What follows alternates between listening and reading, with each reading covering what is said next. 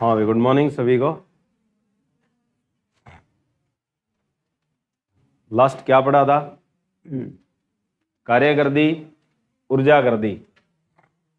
ऊर्जा में कहां तक पढ़ दिया? स्थितिज ऊर्जा। अब क्वेश्चन क्या आता है कि एक वस्तु को नीचे से ऊपर फेंका जाए तो किस जगह कौन सी ऊर्जा अधिकतम, कौन सी जगह न्यूनतम होगी, और अगर ऊंचाई से नीचे फेंका जाए तो कैसा होगा। ठीक है, दोनों बातें याद रखनी है। तो पहला पॉइंट हमारा यही है कि जब वस्तु को नीचे से ऊपर की ओर फेंके, नीचे से ऊपर की ओर फेंका जाए,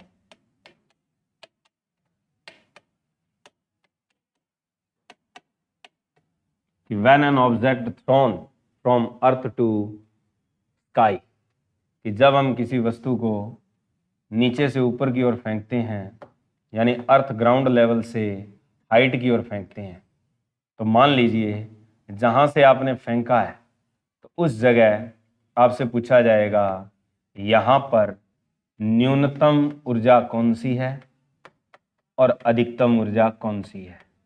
पहला पॉइंट कि जहां से आप फेंक रहे हो तो वहां पर न्यूनतम और अधिकतम ऊर्जा, और जिस जगह जाके रुक जाएगी ऊंचाई पे, मान लीजिए ये वस्तु कितनी ऊंचाई को ग्रहण कर जाती है, h, तो यहां पर भी यही बात आती है कि इस बिंदु पर न्यूनतम ऊर्जा और अधिकतम ऊर्जा कौन सी होगी।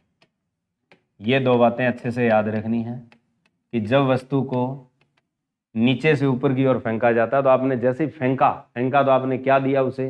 वेग।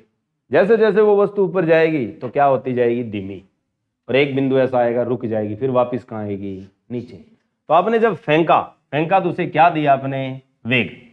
तो फेंकते समय, थ्रोन करते टाइम आपने उसे एक गति दी है। फेंकते समय आपने क्या प्रदान किए उसे? गति। गति का मतलब आपने उसे क्या दिया है? वेग। तो उस समय वेग क्या था? अधिकतम। लेकिन ऊंचाई तो नहीं थी उस टाइम। जब आपने जस्ट वेग दिया तो उस टाइम ऊंचाई क्या थी उसके पास? 0। तो इस बिंदु पे वेग तो था पर ऊंचाई उस टाइम क्या थी उसकी? 0। तो अब आप अंदाजा लगा सकते हो, जो चीज ज्यादा है उसकी ऊर्जा ज्यादा है और जो चीज कम है उसकी ऊर्जा कम है। तो आपने वेग के आधार पर कौन सी ऊर्जा निकाली थी? गतिज। तो अधिकतम ऊर्जा कौन सी हो जाएगी यहाँ पे? गतिज ऊर्जा। तो गतिज ऊर्जा का मान यहाँ पर क्या होगा? अधिकतम। ऊंचाई कितनी है यहाँ पे आपके पास? 0। तो स्थितिज ऊर्जा क्या हो जाएगी आपकी? न्यूनतम।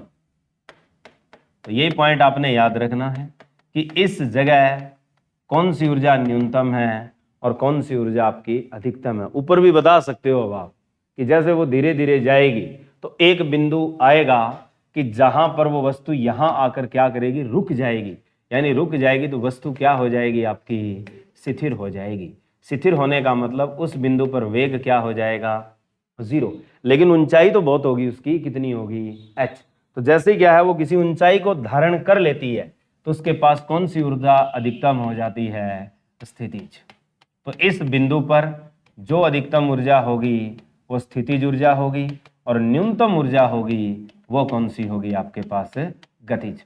तो गतिज ऊर्जा का मान कितना हो जाएगा? तो आपने याद रखना है 0, और यहां पर स्थितिज ऊर्जा का मान कितना होगा? 0। अब आपके पास तीसरा क्वेश्चन क्या आता है कि जब हम वस्तु को नीचे से ऊपर फेंकते हैं तो हमारे पास किस किस बिंदु की अगर आंकलन करें, यानी बीच में किसी भी बिंदु पे पूछ ले कि दोनों ऊर्जाओं का योग क्या होगा, तो आपने क्या लिखना है? स्थिरांक। कि आप यहां से लेके यहां तक बीच में कहीं भी दोनों ऊर्जा का जोड़ लो तो आपके पास उत्तर क्या आना है? स्थिर। स्थिर का मतलब है जो ऊर्जा आएगी उसकी वैल्यू क्या होगी? हमेशा फिक्स। तो याद कर लो कि जब किसी भी बिंदु पर दोनों ऊर्जाओं का जोड़, किसी भी बिंदु पर जो है दोनों ऊर्जा का जोड़ होगा, दोनों ऊर्जा जोड़ जो है वो कैसा होगा, कि किसी भी बिंदु पर पूछे तो दोनों ऊर्जाओं का जोड़ कैसा होगा आपके पास स्थिरांक। स्थिरांक का मतलब है ऑलवेज बी कांस्टेंट। इसका मतलब क्या हुआ कि अगर यहां तुम ऊर्जा निकाल रहे हो, मान लो 10 जूल आ गई, तो इस बिंदु पर भी कितनी आएगी, 10 जूल ही आएगी। इस पे निकालोगे तो भी उत्तर क्या मिलेगा, 10 जूल। इस पे निकालोगे तो भी क्या मिलेगा, 10 जूल। तो इसका मतलब है आप इन जाते टाइम किसी भी बिंदु पर दोनों ऊर्जाओं का जोड़ निकालना चाहते हो तो वो जोड़ हमेशा क्या रहेगा, स्थिरांक रहेगा, कांस्टेंट रहेगा। इसका मतलब ये है। अब जैसे वो एग्जांपल लिखे, ये बिंदु ए है, ये बिंदु बी है, ये सी है, ये डी है, ये ई, ये एफ और ये आपके पास सी। तो वो आपसे कहता है कि ए और सी पर अगर आपसे पूछा जाए कि इन दोनों ऊर्जाओं का जोड़ होगा, कैसा होगा, बराबर। अगर कहता है ए और ई पे निकालना है मुझे, तो ए और ई पर भी दोनों ऊर्जाओं का जोड़ क्या मिलेगा, बराबर। जैसे वो लिख देता है कि आपके पास ए बिंदु पर दोनों ऊर्जाओं का जोड़ है वो 10 जूल है। दोनों ऊर्जाओं का जोड़ कितना है, 10 जूल। तो बताइए जी पर कितना होगा, 10 जूल। अगर वो ए पर कह देता है 50 जूल है, तो कहेगा एफ पे बताओ कितना होगा, तो भी कितना आएगा, 50। ठीक है, ये याद रखना है कि दोनों ऊर्जाओं का फेंकते टाइम गतिज और क्या याद रखें, स्थितिज, दोनों का जोड़ आपको दे रखा है किसी भी बिंदु पर। उसके अलावा चाहे ऊपर फेंकते टाइम और चाहे नीचे फेंकते टाइम दूसरे बिंदु पे पूछ ले तो उत्तर क्या होगा, उतना ही होगा जितना एक बिंदु पे दे रखा है। तो इसीलिए आपको याद रखना है कि जब भी किसी बिंदु पर दोनों ऊर्जा का जोड़ पूछा जाए तो वो हमेशा कैसा होगा, स्थिरांक होगा, निश्चित होगा, कांस्टेंट होगा। ठीक है। और अगर आपसे पूछे कि नीचे से ऊपर फेंकते हैं तो जिस जगह से हमने फेंका वहां पे कौन सी ऊर्जा न्यूनतम यानी 0 होगी और कौन सी ऊर्जा अधिकतम यानी मैक्सिमम होगी। तो 0 कौन सी होती है जब फेंकते हैं तो स्थितिज, अधिकतम कौन सी होती है, गतिज। उल्टा ऊपर जाने पे पूछ ले कि एक अधिकतम ऊंचाई पे जाने के पश्चात क्या होगा, तो वहां न्यूनतम कौन सी होगी, गतिज, कितनी आएगी, 0। अधिकतम कौन सी होगी, स्थितिज। आपसे पूछे कि यहाँ न्यूनतम ऊर्जा गतिज ऊर्जा ही क्यों है, क्योंकि यहाँ पे वस्तु आके क्या हो जाती है, स्थिर हो जाती है, रुक जाती है। रुक जाती है तो वेग कितना हो जाता है, 0। और जब वेग 0 है तो गतिज ऊर्जा भी कितनी होगी, 0। ठीक है। यही आप अब लिखो कि जब ऊपर से नीचे फेंकते हैं तो यही ट्रेंड है सेम। ठीक है, कि जब आपके पास सेकंड ट्रेंड ये आता है कि जब वस्तु ऊपर से नीचे गिराई जाती है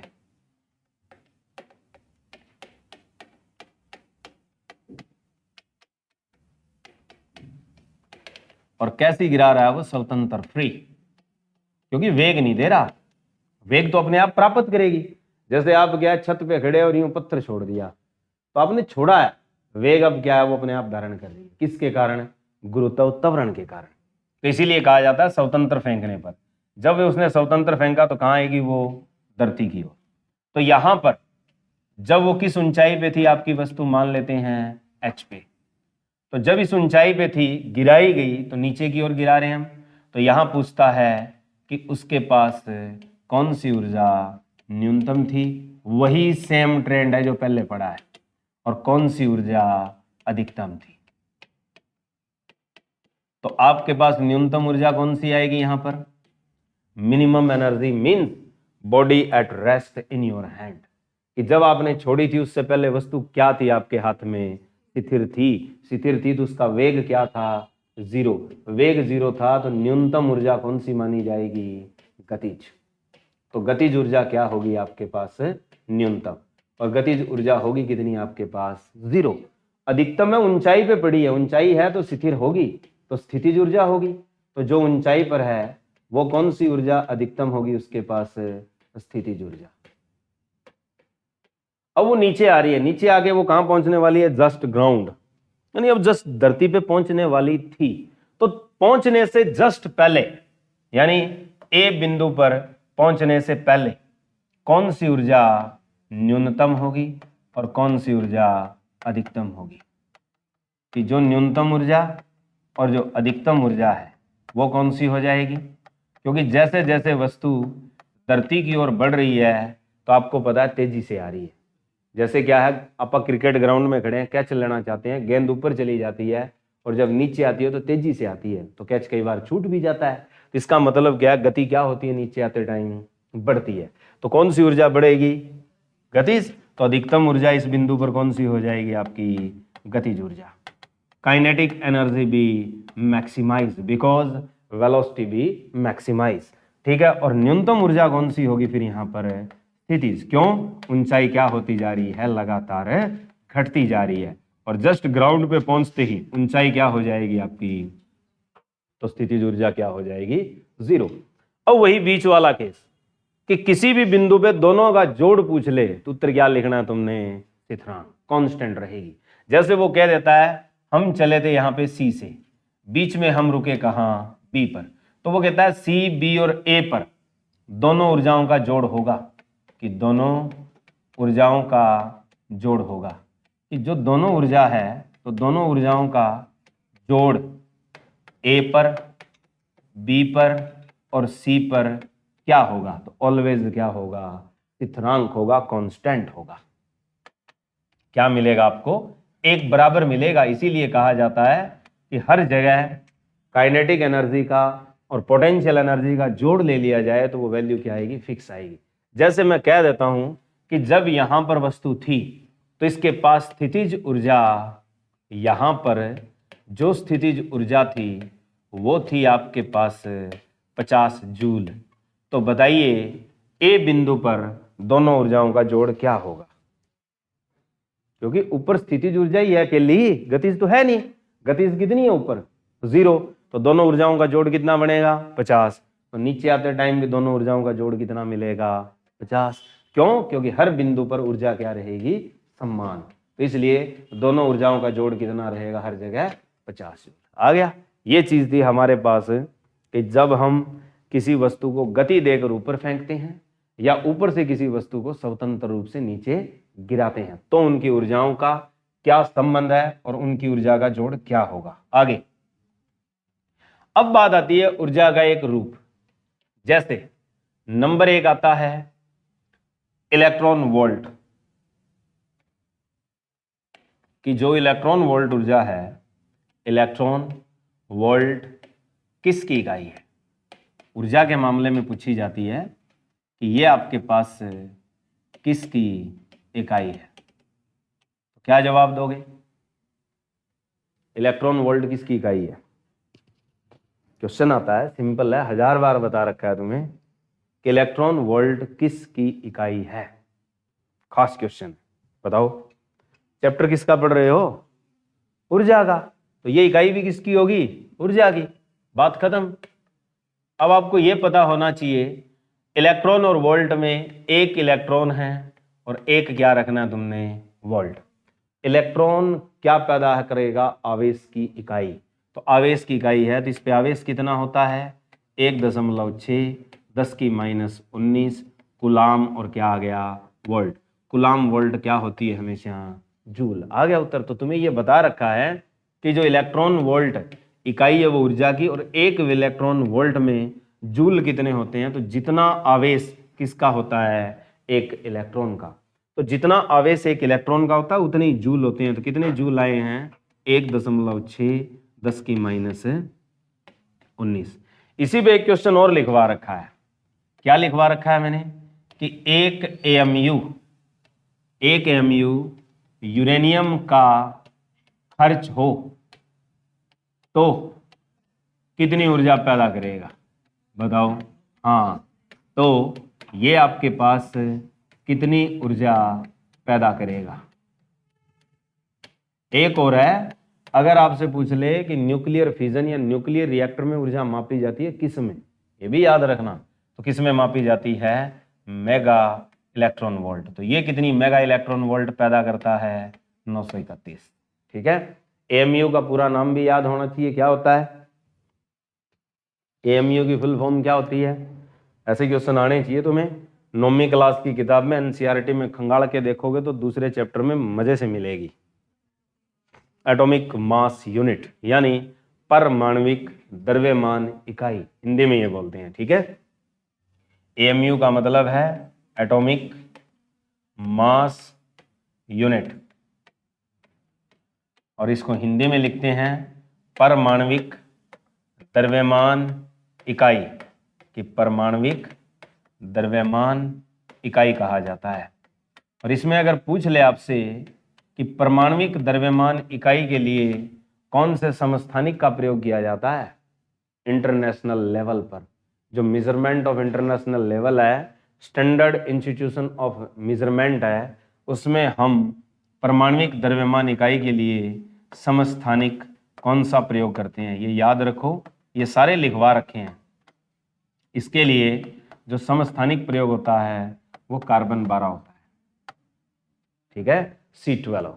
और एक AMU बराबर किसके होता है ये भी याद रखो आप लोग, कि एक AMU किसके बराबर होता है, एक AMU 1/12 कार्बन 12 के परमाणु द्रव्यमान का, कि 12वां हिस्सा लिया जाता है किसके, कार्बन 12 के परमाणु द्रव्यमान का, कि जो कार्बन 12 का एक परमाणु है और उस एक परमाणु के द्रव्यमान का कौन सा हिस्सा लेना है, 12वां हिस्सा, क्या कहलाता है, एक AMU कहलाता है। इसका मतलब है लगभग इसकी वैल्यू कितनी आती है, ये वैल्यू आती है आपकी 1.624 इंटू 10⁻⁻24 ग्राम, और 10⁻⁻27 कर दो तो क्या हो जाएगी, किलोग्राम। ठीक है, तो ये चीज आपको आनी चाहिए, छोटी छोटी बातें 9वीं क्लास की NCERT में अच्छे से दी गई है, कमी हमारी है कि हम नहीं पढ़ते। अब तुम्हारे पास एक बात आती है कि घरों में जो लगे मीटर होते हैं उनमें रीडिंग किस में आती है, किलोवाट घंटा। अब वो इकाई किसकी होती है यही पढ़ेंगे हम। तो आपसे पूछा जाता है कि KWH इकाई किसकी है, ये इकाई किसकी है, इसे क्या क्या नाम दिए जाते हैं। इसे वैसे एक तो घरेलू इकाई कहा जाता है, दूसरा इसे व्यापारिक इकाई भी कहा जाता है, किसकी, बोर्ड ऑफ इलेक्ट्रिक। तो ट्रेड यूनिट कहा जाता है किसके मामले में, इलेक्ट्रिक के मामले में। ठीक है, व्यापारिक इकाई, इसे व्यापारिक इकाई ट्रेड यूनिट भी कहा जाता है। दूसरा घरेलू इकाई भी कहा जाता है, क्यों, क्योंकि घरों में जो मीटर लगे हुए हैं तुम्हारे, उनमें जो रीडिंग जिसका तुम बिजली का बिल पे करते हो वो किस इकाई का करते हो, किलोवाट घंटा का करते हो। ठीक है, तो किलोवाट आवर को हम क्या कहते हैं, किलोवाट घंटा। अब तुमसे पूछे कि ये इकाई किसकी है, अब बात आए कि ये आपकी इकाई किसकी है, ऊपर लिख दिया, बताओ कि जो किलोवाट घंटा है ये इकाई किसकी है। अभी बिजली क्या करती है तुम्हारे लिए काम, कुत्र बोटनी है तुम्हारी आशंका है, नहीं तो मोटर लगा लो। ठीक है, पानी बाल्टी लाने की, घड़े लाने की आशंका नहीं है तो मोटर लगा लो। ठीक है, दूध क्या है, बिलोना है, दही। ठीक है, तो तुम्हारे हाथों में जान नहीं है तो मोटर लगा लो। ठीक है, तो इसीलिए क्या है, पहले की कुछ चीजें मजबूत थी, कुत्र बोटिया करते थे तो बॉडी शोडी बनया करती थी। ठीक है, और क्या है, दही को रिड़कते थे तो हाथ मजबूत होते थे। किसी बुढ़ी से, दादी से हाथ की मार खा के देखना, जबड़ा ना ही जाए तो। ठीक है, क्योंकि मजबूत थे उनके हाथ। ठीक है, कहते हैं ना, बोले बुढ़े हैं वो अगर हाथ की मार देती यूं लगता है जैसे तलंगी की मारी है। ठीक है, तलंगी जिससे क्या है यूज करते हैं पतुड़ी निकालने के लिए। ठीक है, तो मजबूती हाथों में आज भी क्यों है, क्योंकि एक तो क्या है, रोटी बनाया करती। ठीक है, रोटी भी क्या है, एक तरह से बनाने से क्या है, हमारी वर्जिश होती है हाथों की। कुंग फू में ये क्या है, पहला स्टेप दिया जाता है जिससे हाथ की क्या है, ये चीजें मजबूत की जाती है। तो ठीक है, हम तो क्या है, जैसे पानी निचोड़ते हैं, कपड़े निचोड़ते हैं, तो इसमें भी सही मजबूती आती है हाथों की। ये एक्सरसाइज है, बेलनिए से हाथ चलता है। ठीक है, तो उसमें भी क्या है, मजबूती है। ठीक है, तो ये क्या ऐसे ही क्या है, वो दही वाला था तो उसमें भी क्या थी, मजबूती। कुत्र बोटते थे उसमें भी क्या थी, मजबूती। तो वो मजबूती हमने खो दी किसके चलते, किलोवाट घंटा के चलते, कि जो काम घंटों का था वो हम सेकंडों में निपटा रहे हैं। ठीक है, तो यानी ये किलोवाट घंटा जो इकाई है ये किसकी इकाई है तुम्हारे लिए, कार्य की है। ठीक है, कि जो किलोवाट घंटा इकाई होती है जिसका बिजली का बिल पे किया जाता है वो एक तरह से किसकी इकाई है, तो वो कार्य की इकाई है, बिजली काम करती है।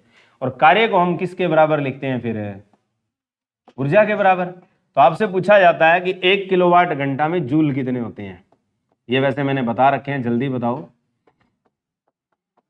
1 किलोवाट घंटा में जूल कितने होते हैं, कितने जूल होते हैं? हाँ 3.6 और गुणा में 10 लोगे उसकी भी पावर 6 और पीछे क्या लगा दो, जूल। आ गया, ठीक है। तो ये चीजें आपको याद होनी चाहिए। ये सिर्फ एनसीईआरटी बेसिक यूज करता है और एनसीईआरटी में एज सिंपल भाषा में ये चीजें दी होती है।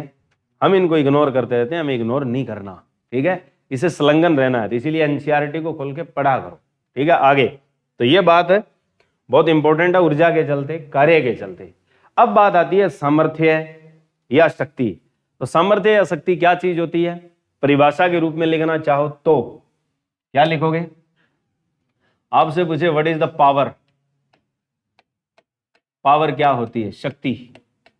इसको दूसरा जो नाम दिया जाता है वो दिया जाता है सामर्थ्य। सामर्थ्य कब दिया जाता है, सामर्थ्य शब्द कब लगता है?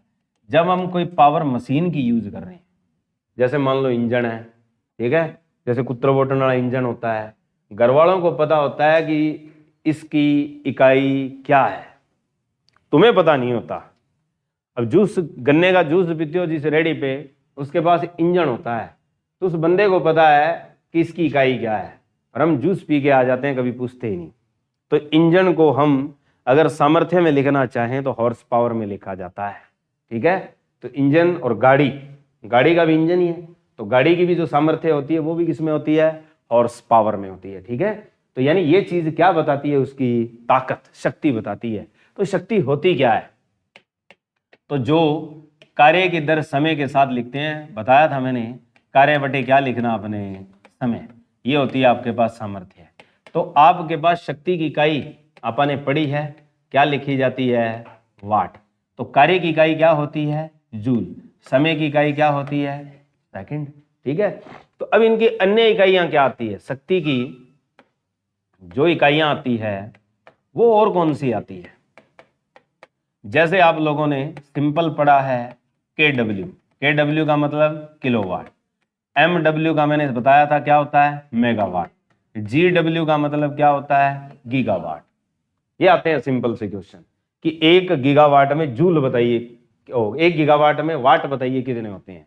तो बता सकते हो 10 की पावर 9, मेगा में बताना है तो 10 की पावर 6, और किलो में बताना है तो 10 की पावर 3, यानी 3 पावर बढ़ाते चलो, बात खत्म। ये होती है 10 की पावर 3 वाट। और इसी तरीके से ये कितनी होगी, 3 और बढ़ा दो 10 की 6, ये 3 और बढ़ा दो 10 की 9। तो ये हमारे पास क्या है, कुछ बड़ी इकाइयां है किसकी, शक्ति की।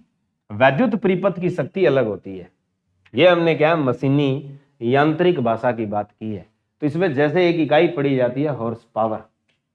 हॉर्स पावर जो है, ये आपके पास 1 हॉर्स पावर की वैल्यू कितनी होती है, 746 वाट।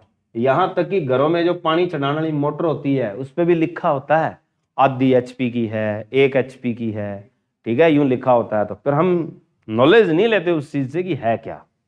तो 1 एचपी, आधी एचपी, ये हॉर्स पावर ही है, ठीक है। उस मोटर की क्या बता रही है, वो शक्ति, कि किस शक्ति पे काम कर रहा है। जैसे यहां तक कि ये जो ट्यूबलाइट पड़ी है, ये जो बोर्ड है और ये जो पंखा है, इनकी भी शक्ति आती है लिखी हुई, ठीक है, कि ये फलानी वाट का है। बल्ब आता है 100 वाट वाला, तो वाट आ गया ना, वाट क्या उसकी शक्ति या सामर्थ्य है। पंखा आएगा, पंखे पे भी लिखा होगा, कूलर आएगा, कूलर वाली मोटर पे भी लिखा होएगा। तो सब जगह चीज लिखी होती है आपके पास क्या, वाट। प्रेस आता है, प्रेस पे भी लिखा होता है 1 किलोवाट का है, 2 किलोवाट का है। जैसे लोड नहीं आता घरों में, बोलो घर में लोड कितना का है, बोले 2 किलोवाट का है। इसका मतलब क्या है, शक्ति कितनी चाहिए तुम्हें घर में काम करने के लिए, 1 किलोवाट या 2 किलोवाट, उस हिसाब से बोलता है वो, ठीक है। और वो घंटे के हिसाब से चलता है, तो क्या बन जाती है, किलोवाट है आर।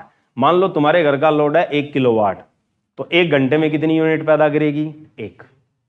कि तुम्हारे घर का लोड लगातार 1 घंटा 1 किलोवाट पे चलता है, तो 1 घंटे में कितनी यूनिट पैदा करेगा, 1।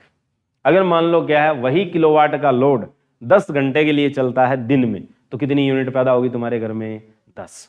ऐसे तुम बना सकते हो कि महीने का बिल कितना होगा जब 1 यूनिट का बिल 2 रुपये हो, तो बता सकते हो ऐसे। ठीक है, आगे हॉर्स पावर होगी 746 वाट। अब इसी तरीके से हमारे पास जो बिजली का खेल आएगा वो हम आगे पढ़ेंगे, यहाँ नहीं पढ़ते। अब आती है नई यूनिट ग्रेविटेशन। हमारे पास नई यूनिट पढ़ेंगे हम ग्रेविटेशन। ग्रेविटेशन क्या चीज होती है आपके पास? गुरुत्वाकर्षण। तो सबसे पहले बात आती है कि गुरुत्वाकर्षण का उल्लेख किसने किया, यानी about gravitation who invented the first. पढ़ते आया ना, बोले सेब वाला दरख्त के नीचे बैठा था, ठीक है, सेब पड़ा तो उसने इसकी खोज कर दी। इसने थोड़ी करी थी, ये तो उसने वैद्य शास्त्रों में संस्कृत का ज्ञान लेके लिख दिया। सेब वाला तो बनना था। ग्रेविटी के बारे में सबसे पहले कौन बताता है? ग्रेविटेशन के बारे में हमारा भारतीय बताता है। भारतीय कौन बताता है? इस युग इरा में अगर पढ़ते हैं हम वैद्य शास्त्रों के बाद, तो वो बताता आर्यभट्टा। ठीक है, आर्यभट्टा से पहले की बात करें तो कणाद ऋषि। ठीक है, तो इन चीजों के बारे में नॉलेज पहले से थी लोगों को। ठीक है, अगर ये नॉलेज ना होती तो रावण के पास विमान कहां से आता? ठीक है, इतनी नॉलेज तो हम भी लगा सकते हैं।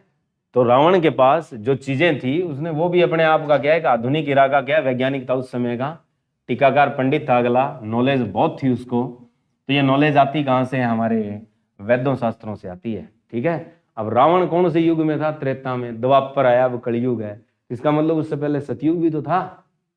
अब उसने क्या, वो वेद पढ़े हैं, इसका मतलब वेद तो बहुत पहले युगों से आए हुए हैं। तो वेद तो न जाने कितने युगों से पहले से चलते आ रहे हैं। तो वेद जो थे वो बहुत पुरानी चीजें हैं, वेदों से ज्ञान आते हैं ये। क्योंकि हम जैसे क्या चीज सीखते हैं तो हमारे अंदर से सीखते हैं, क्योंकि पढ़ेंगे तो अंदर ख्याल पैदा होगा, ख्याल पैदा होगा तो उसमें मंथन करेंगे, अध्ययन करेंगे तो वो चीज पैदा जरूर करेंगे हम। ठीक है, आगे तो ग्रेविटेशन का जो उल्लेख मिलता है, उल्लेख सर्वप्रथम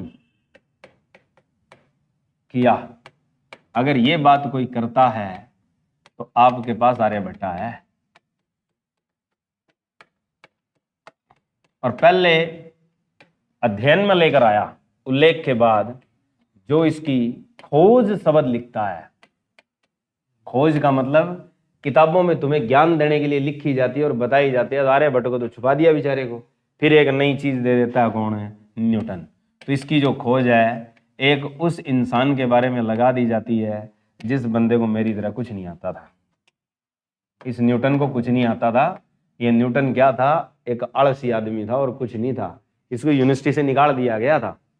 जब प्लेग की महामारी आई, जैसे अपने लॉकडाउन लगा ऐसे वहां भी लॉकडाउन लगा, इसको तो चाहिए मेरी तरह, ये था भी छुट्टी चाहिए। ठीक है, और छुट्टी का माहौल पैदा हो गया, आराम से बैठा था, सेब खा रहा था, बोले यही लिख दिया मैंने। तो इसने क्या, यूं पापड़ बेले मेरी तरह कुछ नहीं था, बस किताबों में नाम आ गया। अब हम लोग पढ़ते हैं, बोले इसकी खोज किसने करी? न्यूटन ने करी।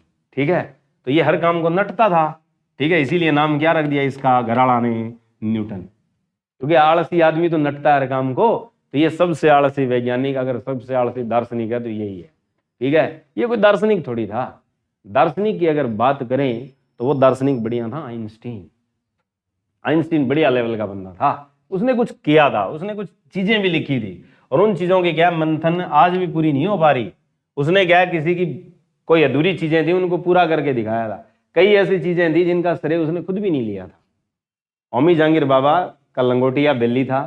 ठीक है, होमी जहांगीर बाबा की जब इक्वेशन नहीं बनी थी तो आइंस्टीन ने उसका सहयोग किया था, और श्रेय किसको गया था? होमी जहांगीर बाबा को गया था। ऐसे युकावा था, युकावा की चीजें क्या नहीं बन पा रही थी तो आइंस्टीन ने उनका सहयोग किया था, लेकिन आगे नहीं आया बंदा, पीछे ही रहा था। ठीक है, ऐसे ही क्या है, आपके पास पढ़ा होगा, आप पढ़ते हैं एक सत्येंद्रनाथ बोस जिसकी खोज है बोसोन के कण। ठीक है, उसने चिट्ठी लिखी थी आइंस्टीन को, भी ऐसे ऐसे मैं खोज कर रहा हूं और मेरी इक्वेशन सेट नहीं हो रही तो मैं क्या करूं? तो आइंस्टीन उसको पत्र लिख के कहता है कि तू ये फिनोमिना लगा, इससे तेरी इक्वेशन सेट आएगी, और ये खोज भी पूरी होगी। तो उसकी खोज पूरी हुई थी। ठीक है, तब क्या हम पांचवी पदार्थ की अवस्था पढ़ते हैं, कौन सी? Be condensate. ठीक है, तो ये खोज है, इसके चलते हमने लिख दिया बेचारे को गुरुत्वाकर्षण। अब गुरुत्वाकर्षण का अर्थ क्या है कि किन्हीं दो ब्रह्मांडीय वस्तुओं के बीच, किन्हीं दो ब्रह्मांडीय वस्तुओं के बीच आकर्षण, कि कोई भी ब्रह्मांड की दो वस्तु है उनके बीच जो आकर्षण होती है, अट्रैक्शन होती है, उसे हम क्या कहते हैं? ग्रेविटेशन कहते हैं। तब इसका एक नया रूप पैदा हो गया, बल। पहले तो इतना ही कहा गया कि कोई चीज इस ब्रह्मांड में घूम रही है तो आपस में क्या करती है? आकर्षण, तभी एक दूसरे से संलग्न है। तो ये थ्योरी कहाँ चलाई जाती है? ये थ्योरी चलाई जाती है ब्रह्मांड पे। ब्रह्मांड पे कहाँ चलाई जाती है? सोलर सिस्टम पे। कि सोलर सिस्टम पे जितने ग्रह आपस में जुड़े हुए हैं और सूर्य के साथ बैठे हैं और आपस में क्या एक दूसरे के चक्कर काट रहे हैं, तो वो किस शक्ति से काट रहे हैं? तो उन्होंने क्या इसको एक नाम दे दिया, क्या? ग्रेविटेशन। अब बात आती है कि गुरुत्वाकर्षण बल क्या है, कि जो गुरुत्वाकर्षण बल होता है ये क्या चीज होती है?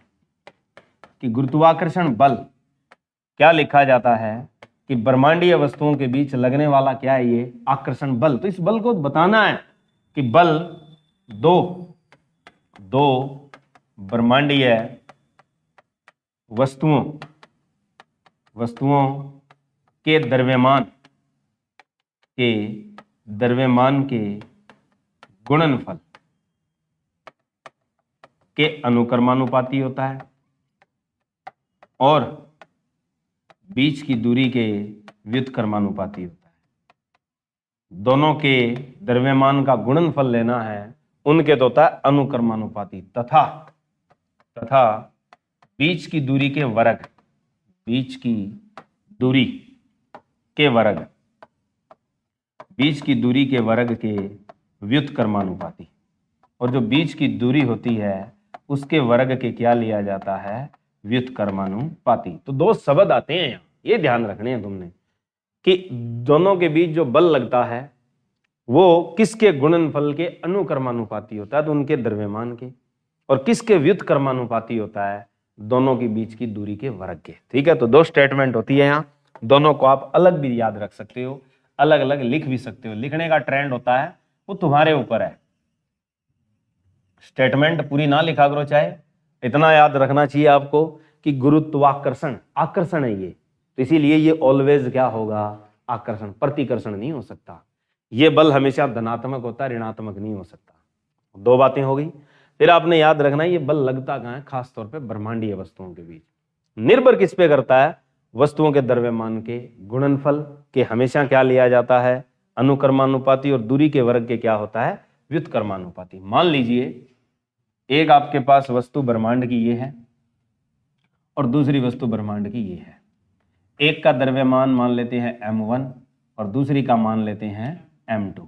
इसका m1 ले लिया द्रव्यमान, इसका m2 ले लिया, और बीच की दूरी हमने कितनी रख दी? r। तो पहली स्टेटमेंट यहां तक है, अनुक्रमानुपाती। तो अनुक्रमानुपाती का मतलब है कि दोनों के बीच जो ये बल लग रहा है ये इन दोनों के द्रव्यमान के गुणनफल के क्या बोला आपने? अनुक्रमानुपाती। इसका मतलब ये है कि दोनों की गुणा कर लो और इस बल के क्या रख दो? सामने। इसका मतलब होता है अनुक्रमानुपाती। और दूसरा शब्द क्या बोला है? व्युत्क्रमानुपाती। व्युत का मतलब होता है नीचे, तो नीचे क्या लेनी है आपको? दूरी का वर्ग। अब दोनों को मिला दो, मिलाओगे तो क्या बनेगा? ऊपर वाली चीज ऊपर, नीचे वाली चीज नीचे, तो क्या बनेगा?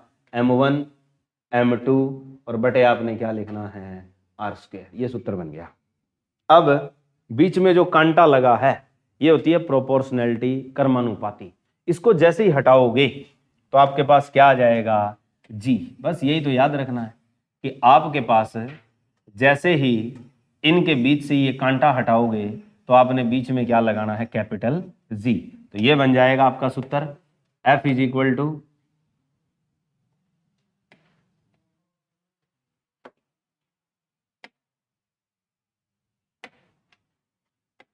F बराबर G m1 m2 और बटे क्या लिखना है? r²।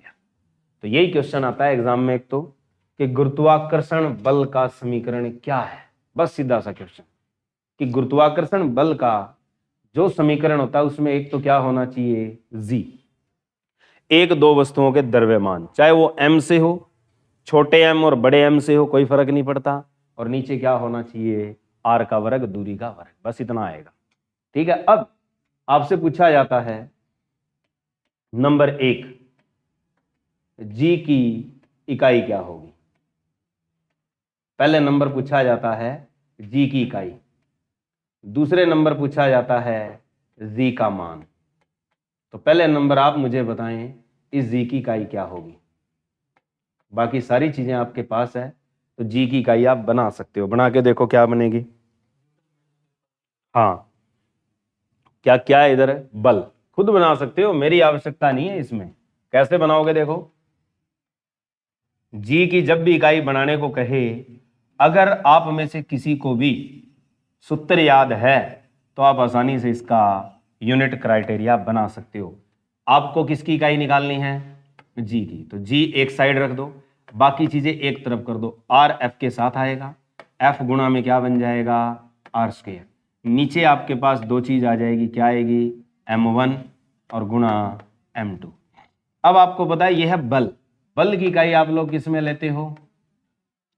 आर होती है दूरी, दूरी किस में लेते हो? मीटर, तो मीटर स्क्वायर बटे, ये भी किलोग्राम है, ये भी किलोग्राम है, दोनों गुणा में बैठे हैं, तो किलोग्राम की पावर कितनी हो जाएगी? 2, तो केजी स्क्वायर। तो क्या बन गई इकाई आपके पास? न्यूटन मीटर स्क्वायर, और इसको क्या बोला जाता है? प्रति किलोग्राम वर्ग, यानी पर केजी स्क्वायर। हो गया? तो ये इकाई है। तो जी की इकाई खास है। एक तो आपने याद रखना जी है क्या। तो कैपिटल जी किसके लिए प्रयोग होता है? गुरुत्वाकर्षण स्थिरांक। दूसरी चीज पूछी जाती है इकाई क्या है। तीसरी, अब मुझे बताओ इसकी वैल्यू क्या होती है, कि जो जी की वैल्यू होती है वो क्या होती है। ये तो एचएससी ने बहुत बार पूछ लिया, what's the value of gravitational constant. तो ग्रेविटेशनल कांस्टेंट की आपके पास वैल्यू क्या होती है? बताओ शाबाश जल्दी। नहीं नहीं नहीं नहीं, लिख लेना जी। जी की जो वैल्यू होती है,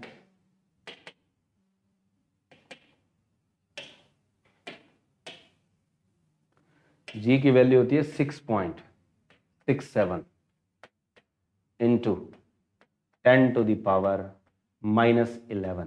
और यूनिट ये याद रखनी है, न्यूटन मीटर स्क्वायर और पर केजी स्क्वायर। क्योंकि वो आपसे वैल्यू थोड़ी पूछ रहा है, वो तो तुम्हें ये पूछना चाहता है कि इकाई इकाई कैसे लिखी जाती है। क्योंकि ज़्यादातर बच्चे क्या करेंगे, इकाई पे फंस जाएंगे। अगर इकाई ये आ जाए कि आपके पास न्यूटन मीटर स्क्वायर पर कूलम स्क्वायर, ये भी तो हो सकता है। ऐसे लिख दे अगला कि 6.67 गुणा 10⁻11, और साथ में आ जाए न्यूटन मीटर स्क्वायर और क्या लिख दे? पर कूलम स्क्वायर। अब वैल्यू तो दोनों ही सेम है, आंकड़े तो दोनों ही ठीक ठाक हैं। बात है पिछली यूनिट की, कि यूनिट क्या है वो तुम्हें याद रखनी है। तो इसलिए जी की वैल्यू में हमेशा क्या आएगा पीछे? किलोग्राम का माइनस वर्ग। ठीक है, ये याद रखना है। आगे अब लिखो तुम एक क्वेश्चन, कि दो ब्रह्मांडीय वस्तु 1-1 किलोग्राम की, कि दो ब्रह्मांडीय वस्तु 1-1 किलोग्राम की 1 मीटर की दूरी पर है, 1 मीटर की दूरी पर है। क्या लिखोगे? कि दो ब्रह्मांडीय वस्तु 1-1 किलोग्राम की 1 मीटर की दूरी पर निर्वात में है। तो दूरी ये कहाँ, कौन सी जगह ली है अगले ने? निर्वात, निर्वात में है। तो गुरुत्वाकर्षण बल होगा, तो गुरुत्वाकर्षण बल होगा। सबसे आसान, सबसे सिंपल क्वेश्चन, और कई तरीके से पूछा जाएगा। जी के बराबर ऑप्शन आएंगे यूं कि ये जो फोर्स है ऐसे आएगा option, F is equal to G. दूसरा आएगा F is equal to 2g। तीसरा ऑप्शन आएगा F is equal to G square by 2। और तीसरा जो चौथा ऑप्शन आएगा F not equal to G. ऐसे देगा। तो यहां उत्तर जो बनेगा वो F बराबर जी बनेगा। कैसे? क्योंकि तुमने फॉर्मूला लिखा है, गुरुत्वाकर्षण बल पूछता है तो क्या लिखा जाता है? जी। m1 कितना है? 1। m2 कितना है? 1। r का वर्ग कितना है? 1 का वर्ग। तो ये तो 1 के हो गए सारे गए, तो क्या बचा F बराबर G। तो आपके पास जो गुरुत्वाकर्षण बल होगा वो F बराबर G होगा, मतलब 6.67 गुणा 10 की पावर -11, और किस में याद रखना है, न्यूटन। और इसी तरीके से एक और लिखो कि दो ब्रह्मांडीय वस्तुएं 5-5 किलोग्राम की, यानी 5 kg each object distant apart भी 5 मीटर, यानी दो वस्तुएं, ब्रह्मांडीय वस्तुएं 5-5 किलोग्राम की 5 मीटर की दूरी पर निर्वात में रखी जाए तो दोनों के मध्य गुरुत्वाकर्षण बल होगा। यानी पहले से समझ गए, उत्तर क्या आएगा, यही आएगा। क्यों? क्योंकि जब तीनों चीजों के आंकड़े समान हो तो उत्तर क्या, सबके बीच में क्या मिलेगा, 6.67 गुणा 10 की पावर क्या याद रखना है, -11। क्योंकि ये कितनी थी, 5 किलोग्राम की, ये भी वस्तु हमने कितनी ली, 5 किलोग्राम की, और दूरी इन दोनों के बीच कितनी रखी, 5 मीटर। जब ये तीनों आंकड़े एक समान हो SI मात्रक में, उत्तर हमेशा ही क्या आएगा, F बराबर G ही आएगा। क्योंकि आपने लिखना है F बराबर G, M1 कितना है 5, M2 भी कितना है 5, और दूरी कितनी है दोनों के बीच में, 5 का वर्ग। तो ये भी तो 5 का वर्ग है, गया, क्या बचा F बराबर G। ऐसे ही आ जाए दो वस्तुएं समान द्रव्यमान की है और दोनों के बीच उतने ही अंक की दूरी है, कि दोनों वस्तुएं समान द्रव्यमान की है और उतने ही अंक की है दोनों के बीच दूरी है, तो बताइए उनके मध्य लगने वाला गुरुत्वाकर्षण बल क्या होगा, तो ऑलवेज क्या होगा, F बराबर G होगा। और अगर पूछे आंकड़ा कितना है तो आंकड़ा क्या होगा, 6.67 गुणा 10 की पावर -11 न्यूटन, ये याद रखना है। ठीक है, आगे अब बात करते हैं हम कि गुरुत्वाकर्षण बल के बाद बात आती है गुरुत्व त्वरण की, कि जो गुरुत्व त्वरण है उसका क्या खेल है, कि जो गुरुत्वाकर्षण के बाद गुरुत्व त्वरण क्या है। आपसे पूछा जाता है what is the acceleration due to gravity, क्योंकि गुरुत्वाकर्षण तो ब्रह्मांड की वस्तुओं को बांध के रखता है। अगर आपसे पूछे कि आप धरती पे आसानी से चल लेते हो पर धरती तो आकर्षित करती है, तो आपको पकड़ के क्यों नहीं रखती, कि मान लो तुम धरती पे चल रहे हो तो क्यों चल रहे हो। हमने तो ये पढ़ा है कि गुरुत्वाकर्षण बल के कारण धरती क्या करेगी, वस्तुओं को खींचेगी, और धरती का द्रव्यमान क्या, बहुत ज्यादा, और हमारा द्रव्यमान क्या, उसके आगे कुछ भी नहीं है, तो हमारे बीच क्या लगेगा, आकर्षण बल ज्यादा, हम तो चल भी नहीं पाएंगे, फिर हम चल कैसे लेते हैं। तो याद रखना,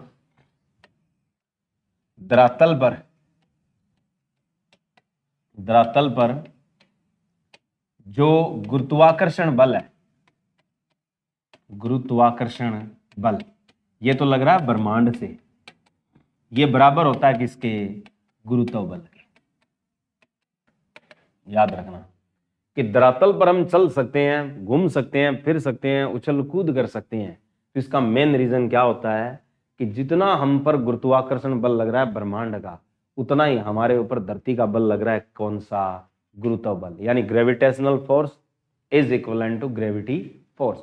ग्रेविटी फोर्स से हमारे अंदर क्या पैदा होता है, वेट, भार, और ग्रेविटेशनल फोर्स किसके साथ चलता है, ब्रह्मांडीय कनेक्टिविटी से। तो इसलिए दोनों बल क्या होते हैं हमारे लिए, बराबर, इसीलिए हम धरती पे क्या कर सकते हैं, मूव। इन दोनों में से क्या एक हट जाए तो हम फेल हो जाएंगे। तो जिस जगह गुरुत्व नहीं लगता तो वहां पे क्या आसानी से उछल कूद की जा सकती है। जैसे चंद्रमा पे गुरुत्व बल धरती के मुकाबले कितना कम है, 6 गुना कम है, तो इसलिए क्या चलना उस पर क्या बहुत आसान है। ऐसी किसी पे ग्रेविटी नहीं है तो वहां क्या चलना घूमना क्या और ज्यादा आसान है। ठीक है, तो इसीलिए आपसे एक टैग पूछा जाता है, गुरुत्व त्वरण क्या है। गुरुत्व क्या होता है, पहले तो त्वरण की बात छोड़ो, गुरुत्व बताओ क्या होता है। गुरुत्व का मतलब है एक तरह का आकर्षण। गुरुत्व क्या चीज होती है, ग्रेविटी क्या होती है, attraction. Attraction by earth in its reason sounded it, कि मतलब ये हुआ कि जो धरती के द्वारा आकर्षण लगता है किसी पर अपने अक्षेत्र में चारों ओर, कि धरातल का आकर्षण, कि ग्रेविटी क्या है, धरातल का आकर्षण अक्षेत्र, कि धरातल का आकर्षण अक्षेत्र है अपने चारों ओर, कि धरती जो अपने चारों ओर एक आकर्षण अक्षेत्र बनाई हुई है उसी को कहते हैं हम गुरुत्व, उसी को कहते हैं गुरुत्व बल। और उसी गुरुत्व बल के कारण कोई भी वस्तु धरती की तरफ बढ़ती है तो उसमें क्या पैदा होता है, त्वरण। ठीक है, उसे कहते हैं हम एक्सेलरेशन ड्यू टू ग्रेविटी, कि धरती के आकर्षण के कारण, कि धरती के आकर्षण के कारण क्या पैदा होता है, वस्तु के वेग में परिवर्तन। आकर्षण के कारण की ओर, धरती की ओर आए या से दूर, धरती से दूर जाए तो क्या पैदा होता है, वेग में परिवर्तन। और जो वेग में परिवर्तन होता है उसी को हम क्या कहते हैं, त्वरण। तो ये कौन सा त्वरण कहलाता है, पृथ्वी का गुरुत्व त्वरण। कि धरती की तरफ आने से, धरती से दूर जाने पर धरती के गुरुत्व त्वरण, गुरुत्व आकर्षण के कारण जो उनके वेग में परिवर्तन होता है उसी को हम क्या कहते हैं, गुरुत्व त्वरण। अब धरती से वस्तु दूर जाती है तो गुरुत्व त्वरण कैसा लेते हैं आप, माइनस।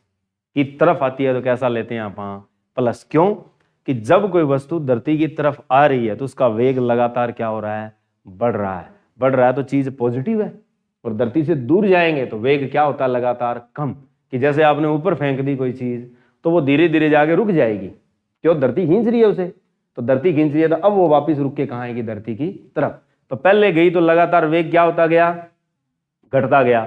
और धरती की तरफ आएगी तो वेग लगातार क्या होता जाएगा, बढ़ता। तो बात वही है। तो इसलिए धरती की ओर आती है या धरती से दूर जाती है तो किस में परिवर्तन होता है, वस्तु के वेग में परिवर्तन। और जो इसके वेग में परिवर्तन हो रहा है उसी को हम नाम क्या देते हैं, गुरुत्व त्वरण। तो ये त्वरण हर जगह एक समान नहीं है। याद रखना कि जो धरातल का गुरुत्व त्वरण है, धरातल का गुरुत्व त्वरण, धरातल का गुरुत्व त्वरण लिखा किससे जाता है, जी से। निकालें कैसे, बात तो ये अड़ती है कि गुरुत्व त्वरण का सूत्र क्या है, ये पूछता है। तो सूत्र क्या लिखोगे, अगर आपसे कहे what is the formula of acceleration due to gravity, तो ऑप्शन आ जाएगा, कह देगा जी एक तो वैल्यू होती है 9.8। सूत्र पूछ रहा है तुमसे, सारे के सारे बंदे अगर इसका सूत्र पूछ लें, अगर यूं लिख दे इसका सूत्र होगा, ऐसे क्वेश्चन दे दिया जाए और नीचे पहले ऑप्शन में जिसमें तुम्हें डुबा के मारने की कोशिश करेगा एग्जामिनर, वो ये है, तुम तो यही निशान लगा के आओगे। अगले ने सूत्र पूछा है और ऑप्शन ये दिया होगा, ठीक है। तो अब सूत्र निकलता कैसे वो सुनो, क्योंकि आपने थोड़ी देर पहले एक चीज लिखी थी, मैंने आपको एक लिख के चीज दी थी कि गुरुत्व बल, गुरुत्व बल अभी बताया था किसका होता है, बार का। ये गुरुत्व बल किसके बराबर होता है, वस्तु का गुरुत्वाकर्षण बल के। तभी मैंने कहा था धरती पे हम क्या कर सकते हैं, टिक सकते हैं। तो हमारे ऊपर लगने वाले दो बल है, एक तो गुरुत्व बल है और दूसरा कौन सा है, गुरुत्वाकर्षण बल। और गुरुत्व जो बल होता है अभी बताया था वो हमारा क्या होता है, बार। बार किससे लिखा जाता है, मान लीजिए ये धरती है और धरती पे क्या है, ये छोटे छोटे पिद्दू से हम है, ठीक है। तो हमारा क्या है, जो मास है वो क्या है, स्मॉल एम। और धरती का जो टोटल मास है वो अपने आप में कितना है, कैपिटल एम। हम धरती की तरफ क्या हो रहे हैं, अट्रैक्ट हो रहे हैं। धरती की तरफ जब अट्रैक्ट होते हैं तो हमारे ऊपर क्या लगता है, एक्सेलरेशन ड्यू टू ग्रेविटी। रुक जा भाई, तो यहां क्या आता है हमारे पास, mg, ये हमारे पास बार हो गया। तो अब यही तो कहता है बार, बार किसके बराबर है, गुरुत्वाकर्षण बल। तो हमारे और धरती के बीच गुरुत्वाकर्षण बल कितना लगेगा, लिख डालो, g capital M small m। मान लेते हैं दोनों के बीच की दूरी है, धरती के ऊपर खड़े हैं तो पृथ्वी की क्या है, त्रिज्या, ठीक है। तो आ गया, तो m से m उड़ा दो, बच गया क्या, g। तो g की वैल्यू आ गई, तो कैपिटल G m/r²। ये सूत्र होता है किसका, गुरुत्व त्वरण का, ठीक है। कि अगर हम धरती का गुरुत्व त्वरण निकालना चाहते हैं तो उसका सूत्र क्या होगा, तो ये होता है कैपिटल G m/, क्या याद रखना है, आर स्क्वेयर। जी आपको अभी बताया है, जी क्या चीज होती है आपके पास, गुरुत्वाकर्षण स्थिरांक। और जो आपके पास कैपिटल एम है, कैपिटल एम क्या चीज है आपके पास, धरातल का द्रव्यमान, धरती का द्रव्यमान। और तीसरी चीज आपने क्या ली है, आर। आर क्या होती है, पृथ्वी की त्रिज्या। तो इन तीनों से मिलाकर हम क्या प्राप्त करते हैं, जी का मान। और जो इन तीनों को मिलाकर जी के मान की वैल्यू आती है वो कितनी आती है, 9.8 मीटर प्रति वर्ग सेकंड आती है। ठीक है, तो ये खास चीज थी। तो कभी भी आपसे सूत्र पूछा जाए तो सूत्र ये याद रखना है, G M by R square. ठीक है, तो ये लो आज के लिए इतना ही।